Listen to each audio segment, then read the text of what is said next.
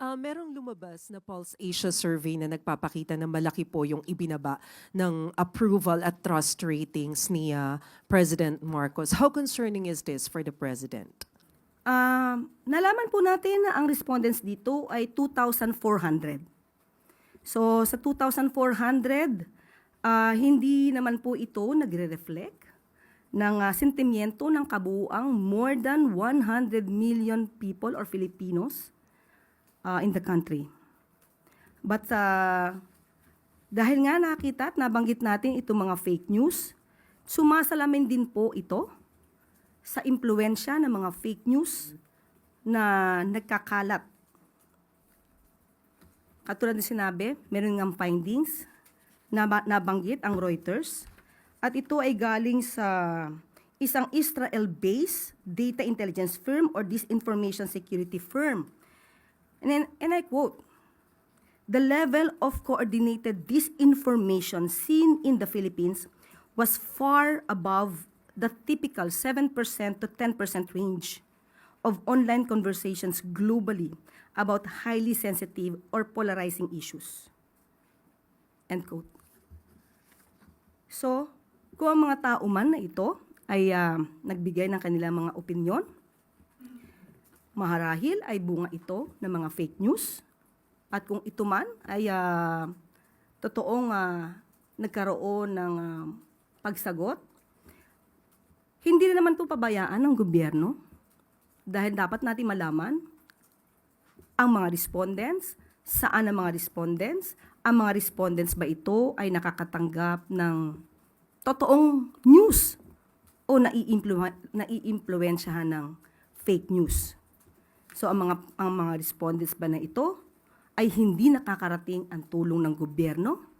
So dapat din po nating malaman ito sa parte ng administrasyon.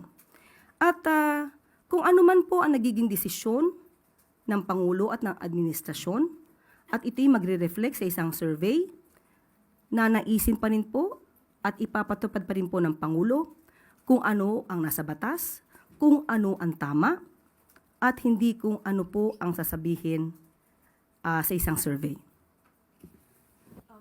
Pero ma'am, considering that the survey was conducted from March 23 to 29 or just a few days after the arrest of the former president, sa tingin po ba ng Malacanang gaano kalaking factor yung politika sa naging resulta ng survey, especially yung nangyari kay former president?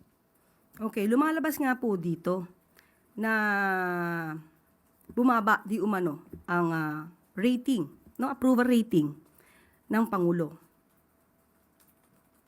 Pero sabi nga po natin, ito ay titignan pa rin po ng administrasyon. Hindi naman po natin, hindi papansinin kung ano ang mga sinasabi ng survey.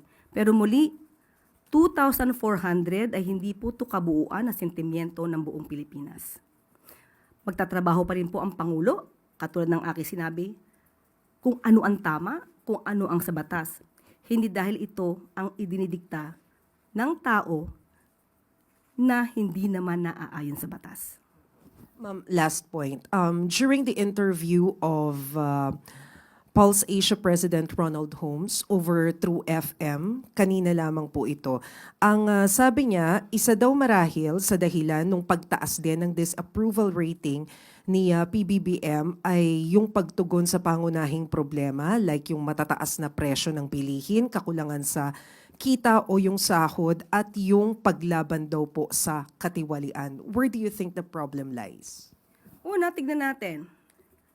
Nabanggitan natin, nagpakita na po tayo dito, nakausap na rin po natin at natanong po ninyo ang mga heads po ng ibang mga departamento patungkol po dito. Halimbawa po yung walang gutom program.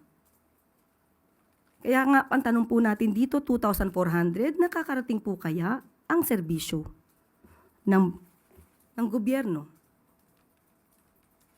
Pangalawa po, sinasabi po natin, di ba, na walang trabaho. Yung tungkol sa sweldo. Binanggit na rin po natin ang direktiba ng Pangulo patungkol po sa pagtaas ng sweldo sa pamamagitan po ng Regional Tripartite. So, hindi po yan tinulugan ng Pangulo. Yan po ang direktiba para po tumaas ang sweldo ng ating mga kababayan. So kung ano, saan man nanggagaling po itong opinion ni Holmes, Mr. Holmes, okay? Yan ay kanyang opinion. Siguro mas maganda rin po na malaman niya kung ano ba talaga yung katotohanan. Baka po kasi nasasapawan ng good news ng mga fake news.